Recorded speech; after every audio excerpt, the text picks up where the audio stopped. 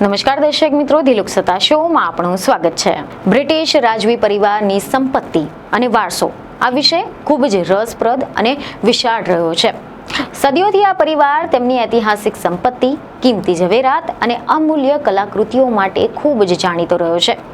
British રાજવી પરિવારની સંપત્તિ અને વારસાનો ઇતિહાસ સદીઓ જૂનો છે. સદીઓ પહેલા બ્રિટને તેની વસાહતી શક્તિનો વિસ્તારવાનો શરૂઆત કરી હતી અને આના કારણે વિવિધ દેશોમાંથી કિંમતી ચીજ વસ્તુઓ અને સંસાધનો મેળવવામાં આવ્યા હતા. અને આમાંની ઘણી બધી વસ્તુઓ એવી છે કે જે આજે પણ બ્રિટિશ રાજવી પરિવારના કબજામાં છે અને તેમની સંપત્તિ અને વારસાનો ભાગ છે તેવું કહેવાઈ રહ્યું છે.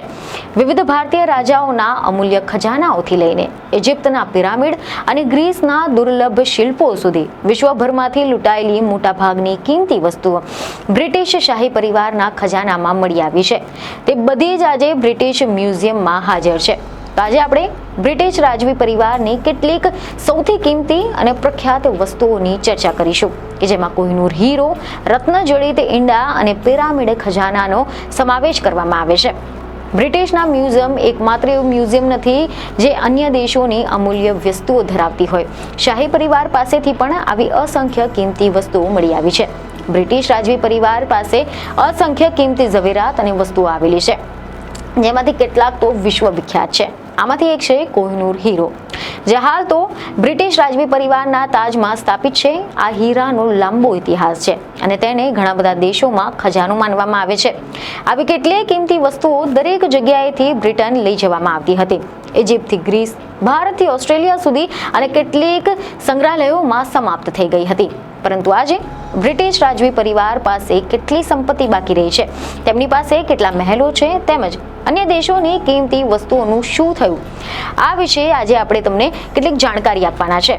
તો સૌપ્રથમ તમને જણાવી દઈએ કે એક મીડિયાના અહેવાલમાં એવું સામે આવ્યું છે કે બ્રિટનના રાણી એલિઝાબેથ દ્વિતીયના અવસાન બાદ શાહી પરિવારની સંપત્તિ અંગે ચર્ચાઓ શરૂ થઈ ગઈ હતી, જેમાં તેમના અનુગામીને કેટલા પૈસા આપવામાં આવશે આ બધી જ ચર્ચાઓ થવા લાગી હતી.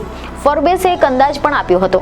રાજવી પરિવારની સંપત્તિનો અંદાજ $28 બિલિયન લગાવવામાં આવ્યો, જે આજના ચલણમાં રૂપાંતરિત કરવામાં આવે તો આ આંકડો આશરે $2,35,000 કરોડ રૂપિયા થશે. તે બકિંગહામ પેલેસનું મૂલ્ય આશરે 41,000 કરોડ જેટલું છે અને ક્રાઉન એસ્ટેટ અથવા તો જમીન અંદાજે 1,63,000 કરોડ રૂપિયા હતી. પરંતુ આ મામલો એટલો સરળ નથી. બ્રિટિશ ક્રાઉન પાસે અસંખ્ય મિલકતો પણ છે, જેમાં કિંમતી ઝવેરાતનો સમાવેશ થાય છે, જેની કિંમતનો અંદાજ લગાવવો પણ ખૂબ જ મુશ્કેલ છે. બ્રિટિશના શાહી પરિવાર પાસેથી ઘણા બધા મહેલો અને મિલકતો પણ છે, જેમાં એક છે બકિંગહામ પેલેસ અને આ બ્રિટિશ શાહી પરિવારનું સત્તાવાર નિવાસસ્થાન છે અને લંડનમાં સ્થિત છે. આ મહેલ 1703માં બકિંગહામના ડ્યુક માટે બનાવવામાં આવ્યો હતો અને આજે તે બ્રિટિશ શાહી પરિવારનું જાણીતું પ્રતીક બની ગયો છે. રાજા જ્યોર્જ ત્રીજાએ તેને 1761માં હસ્તગત કર્યું હતું અને ત્યારથી શાહી પરિવાર ત્યાં જ રહે છે. આ મહેલ વિવિધ કારણોસર સમાચારમાં પણ રહેતા હોય છે. તે પ્રવાસીઓનો પ્રિય પણ છે અને તેની જે કિંમત છે તે લગભગ $5 અબજ હોવાનો અંદાજ છે. આ સિવાય બીજો મહેલ છે વેસ્ટમિનિસ્ટરનો મહેલ, જે બિગ બેનના પ્રતિષ્ઠિત ટાવર દ્વારા ઓળખવામાં આવે છે. તે બ્રિટનના સંસદ ગૃહો પણ છે. જો કે તકનીકી રીતે આખી ઇમારત બ્રિટિશ શાહી પરિવારની છે. બ્રિટિશ સંસદ સરકારને ઉધાર આપવામાં આવી છે. સદીઓથી આ ઇમારત હાઉસ ઓફ કોમન્સ અને હાઉસ ઓફ લોર્ડ્સ સંસદના 2 ગૃહો તરીકે સેવા આપી રહી છે. આ સિવાય બીજો એક છે વિન્ડસર કિલ્લો. આ કિલ્લો બ્રિટિશ શાહી પરિવારની માલિકીના સૌથી જૂના અને સૌથી મોટા કિલ્લામાંનો એક છે. આના ઉપરાંત વધુ એક કિલ્લો છે બાલમોરલ કિલ્લો. આ કિલ્લો સ્કોટલેન્ડમાં સ્થિત છે અને બ્રિટિશ શાહી પરિવારના મનપસંદ વેકેશન સ્થળોમાંનો એક છે. આના ઉપરાંત ક્રાઉન એસ્ટેટ, કે જેને મોનાર્કી PLC તરીકે ઓળખવામાં આવે છે, તે એક કોર્પોરેશન છે જે હાલમાં બ્રિટિશ રાજાની જમીનો ધરાવે છે. એક સ્વતંત્ર કાઉન્સિલ રાજા વતી તેનું સંચાલન કરવામાં આવે છે. તકનીકી રીતે વેલ્સ, ઉત્તરી આઇલેન્ડ અને ઇંગ્લેન્ડની બધી જ જમીન ક્રાઉન એસ્ટેટ છે. એવા રિપોર્ટ છે કે તેનો બ્રિટિશ સમુદ્ર તળના કેટલાક ભાગ પણ અધિકાર છે, પરંતુ આ મામલો થોડો જટિલ છે.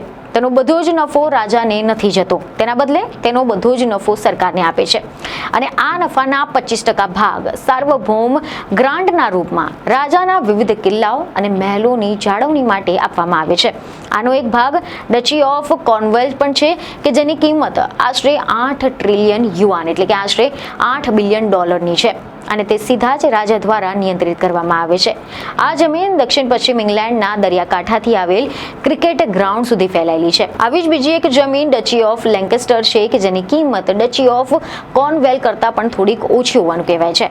આના ઉપરાંત જો હવે આપણે વાત કરીએ કોહિનૂર હીરાની, તો કોહિનૂર જે હીરો છે એ વિશ્વના સૌથી પ્રખ્યાત અને કિંમતી હીરાઓમાંનો એક છે અને તેનો ઇતિહાસ અમાપ છે. તેને ઘણા દેશોમાં ખજાનો માનવામાં આવે છે. કોહિનૂર હીરો હાલમાં તો બ્રિટિશ રાજવી પરિવારના તાજમાં સ્થાપિત છે, પરંતુ તેની માલિકી હજુ પણ વિવાદિત છે. કારણ કે કોહિનૂર હીરાનો ઇતિહાસ 13મી સદીમાં શરૂ થયો હતો, જ્યારે તે ગોલકોન્ડા ખાણોમાંથી મળી આવ્યો હતો. ત્યારબાદ આ હીરા મુઘલ સમ્રાટો અને બ્રિટિશ રાજવી પરિવાર સહિત અનેક શાસકોના હાથમાંથી પસાર થયો હતો.